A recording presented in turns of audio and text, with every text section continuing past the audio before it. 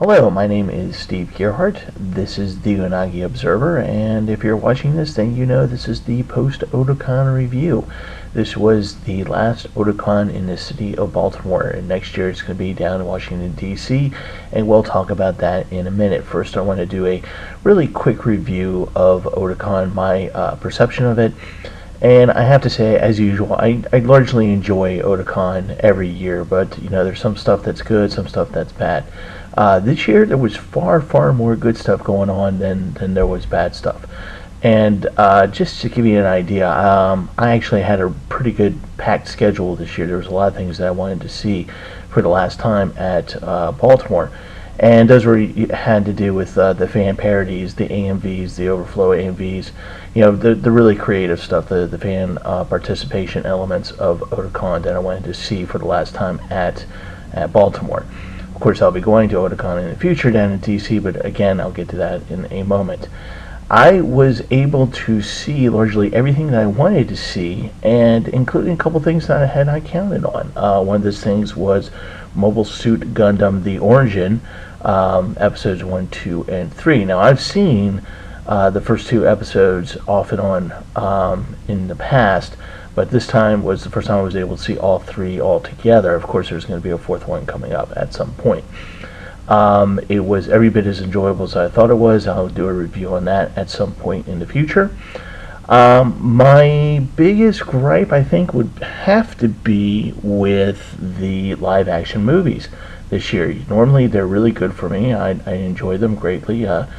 Usually, they're largely action-packed, or they're really good art house movies, like Honey and Clover. But this year, I decided to try out Boiling Point, the Japanese version, and The Piper. And I'm going to do reviews on those. One was really good but grim, and the other one I'm still trying to figure it out. Anyway, but they were not as good as they have been in years past.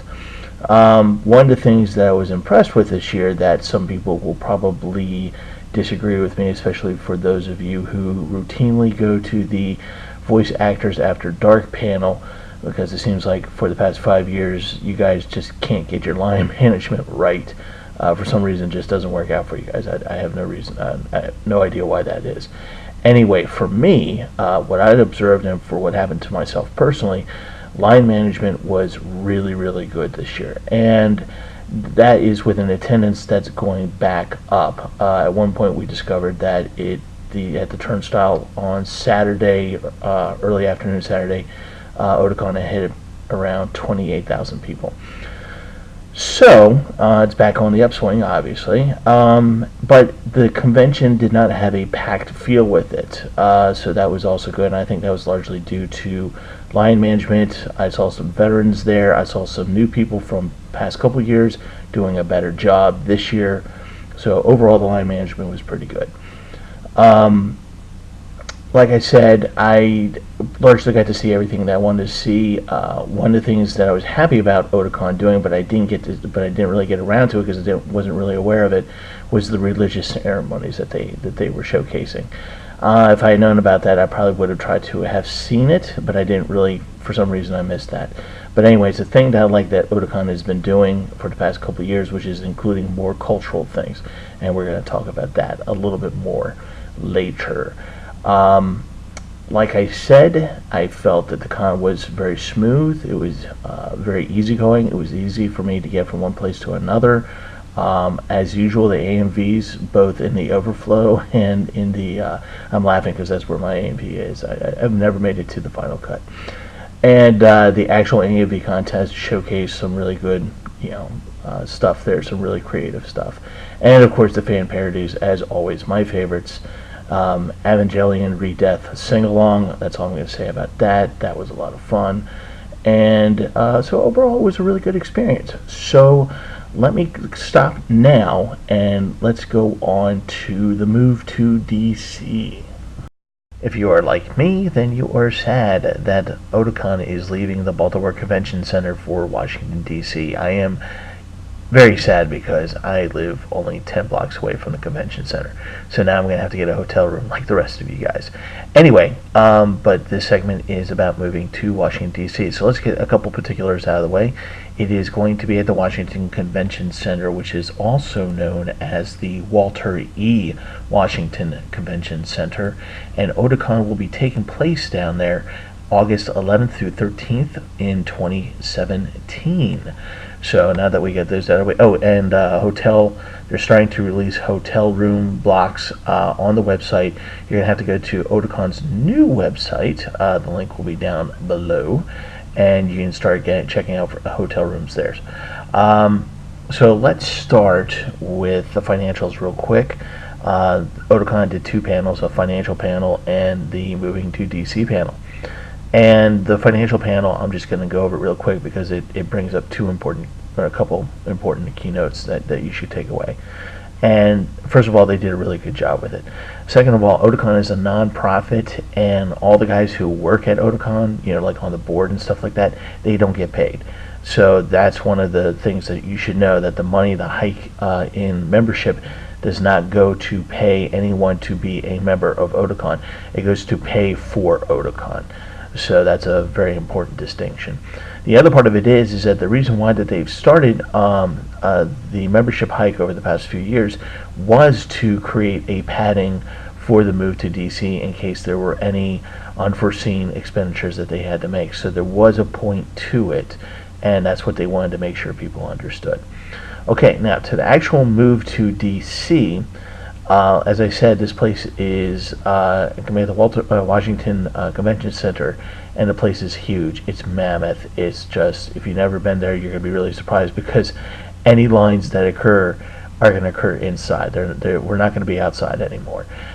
Anyway, so some of the things that you should take away from this is that there will be no cuts in programming. There will be increasing in programming.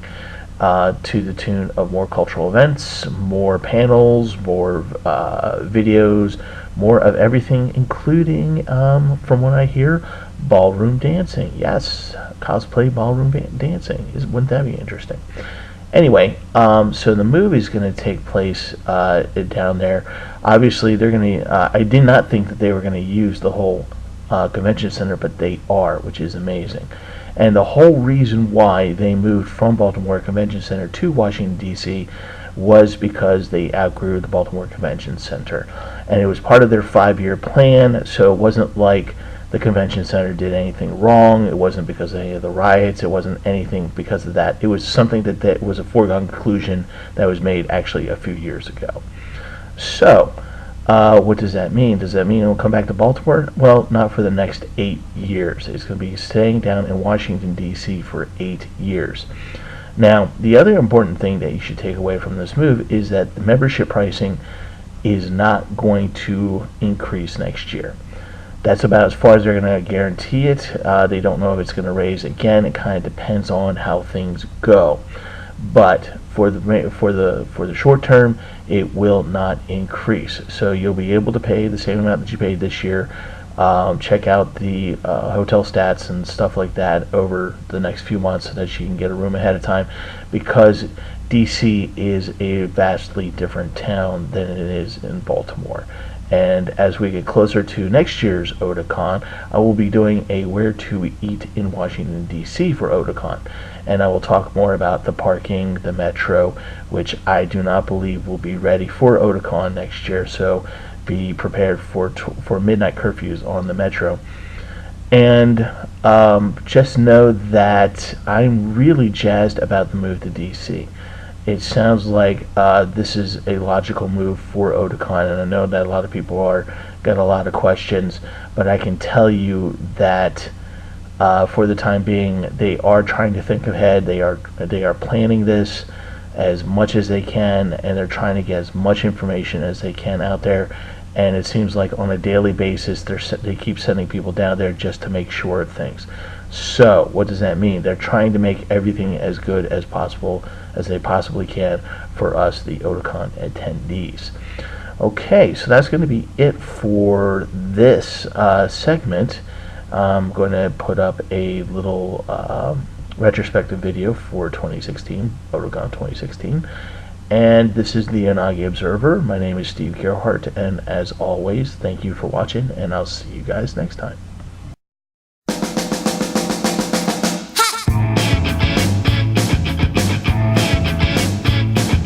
Johnny, Johnny, Johnny, Johnny, he's a regular boy. Johnny, Johnny, Johnny, Johnny, he's a regular boy. He's the best boy in the town. He's good at bowling, man. He's the best boy in the town. Yay, yay, yay, yay, yay. Johnny, Johnny, Johnny, Johnny, he's a regular boy. Johnny, Johnny, Johnny, Johnny, he's a regular boy. He's the nicest boy in town. He's good at archery. He's the nicest boy in town. Yay, yay, yay, yay, yay. Hee hee ha ha ho ho ho. He's the coolest boy. Ha!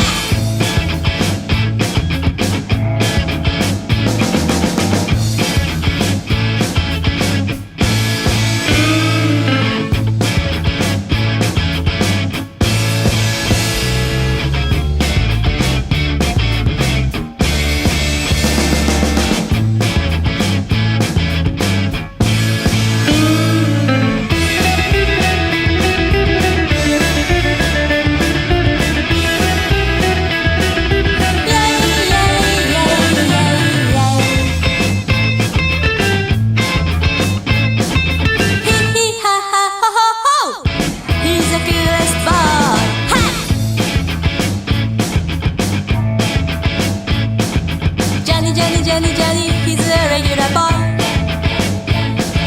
Johnny, Johnny, Johnny, Johnny, he's a regular boy. He's the cleanest boy in town. He's good at dominoes. He's the cleanest in the town. Yay, yay, yay, yay, yay. Johnny, Johnny, Johnny, Johnny, he's a regular boy.